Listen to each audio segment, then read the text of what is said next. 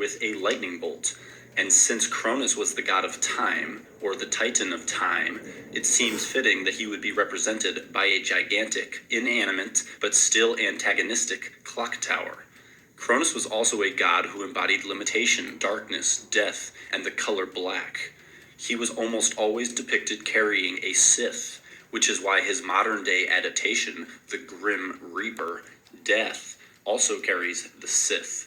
The theme of escaping death is exemplified by the construction of a time machine, which is why Lloyd builds one, because Lloyd is Zeus, and Back to the Future is the story of how Zeus defeated the god of time, limitation, darkness, and death, Cronus.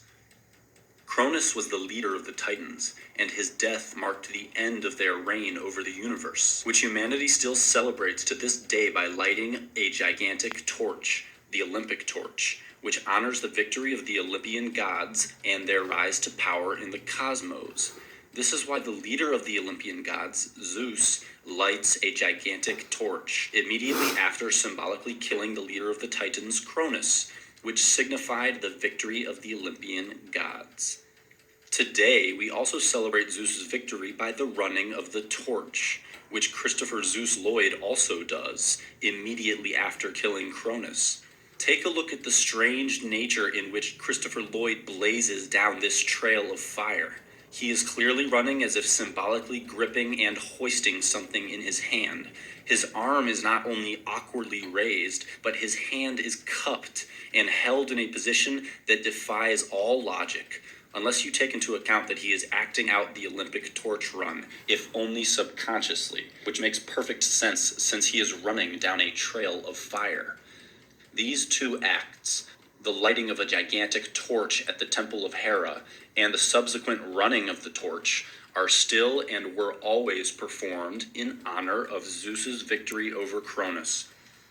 So is it only a coincidence that Christopher Zeus Lloyd performs these acts immediately after striking down a giant clock with a bolt of lightning, while simultaneously transcending humanity's most insurmountable limitations, those of being trapped in time? Is this a reenactment of the Olympic ceremonies and the Olympian mythology of the rise of the Olympian gods? After a closer look, you will see that it clearly is. According to the Greek myth, Zeus is not alone during the battle. He had the help of his two brothers, Poseidon and Hades.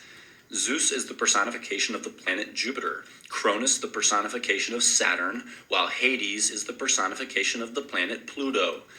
If this is truly a reenactment of the Olympian rise to power, then we should find both Hades and Poseidon present at the scene.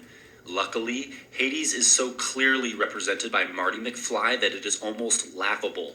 We learn that Universal Studios head Sig Sheinberg advocated a replacement of the title Back to the Future with Spaceman from Pluto, referring to Marty McFly, who was even supposed to state the line, "I am a spaceman from Pluto," which would have overtly stated his Hades-Pluto synchromistic entrainment.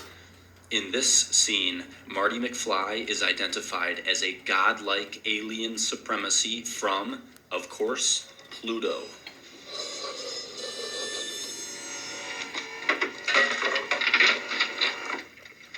Hey, Doc. Then there's the introduction of Marty McFly, where for the first time ever he enters into frame to garner first impressions from an estranged audience, only to draw the audience's attention directly to the element plutonium, which is directly named after the planet Pluto. He is introducing himself not just as Marty McFly, but as an earthly personification of the planet Pluto, and thus the god Hades. Each of the three brothers had a special weapon which they used during the battle against the god of time, Cronus. Zeus had his lightning bolt, Poseidon had his trident, Hades had his helm of darkness, which made him invisible. In the second film, Marty becomes the Invisible Man, wearing a black hat and an all-black disguise in an attempt to be unseen, which he achieves for a large portion of the film, whereby he walks about in broad daylight and plain sight but is never spotted. Invisibility is his power. Marty is also the only character in the entire trilogy to ever actually turn somewhat invisible. Thus we have the two brothers, Zeus and Hades, fighting against Cronus' clock tower. The scene has come together quite nicely. If only we could find the last piece of the puzzle, the third brother, Poseidon, somewhere. This scene happens moments before the clock tower fight scene.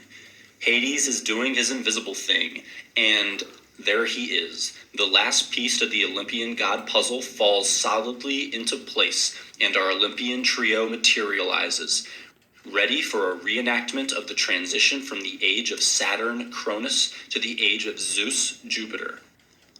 In the midst of the battle, we are hit with a remarkable sync event. This exploding clock is followed up instantaneously by the flashing of the commonly associated alternative name of Cronus Saturn, L.